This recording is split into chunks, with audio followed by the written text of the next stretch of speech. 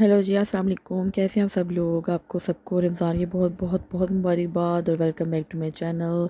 तो मैंने ये छोटा सा क्लिप है जो आपके साथ शेयर किया था। हम बाहर गए थे तो ये बहुत ही खूबसूरत डेकोरेशन की हुई थी रमज़ान के हवाले से और बहुत ही प्यारा लग रहा था ये माशाल्लाह से।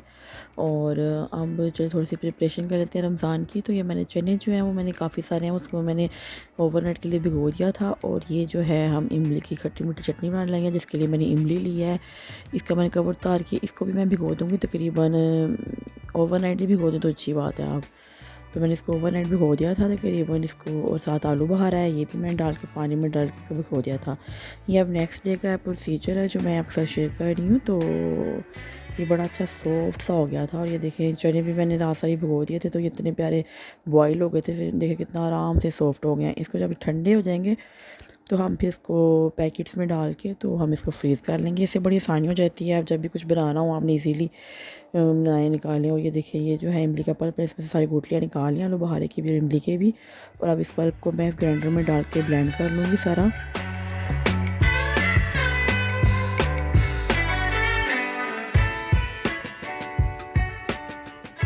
तो ये हमारा अच्छा सा पेस्ट बन गया। देखिए कितना अच्छा मिक्सिंग हुई है इसकी। अब हम इसका बाकी प्रोसीजर शुरू करेंगे।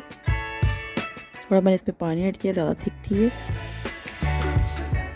और अब हम इसमें अपने इंग्रेडिएंट्स डाल देंगे सारा जो है। इसमें शुगर ऐड की है और कुटी हुई लाल मिर्च ऐड की है, गरम मसाला पाउडर, ज़ीरा पाउडर, धनिया पाउडर और साथ काला नमक। बस हम इसमें ये डालेंगे और इसको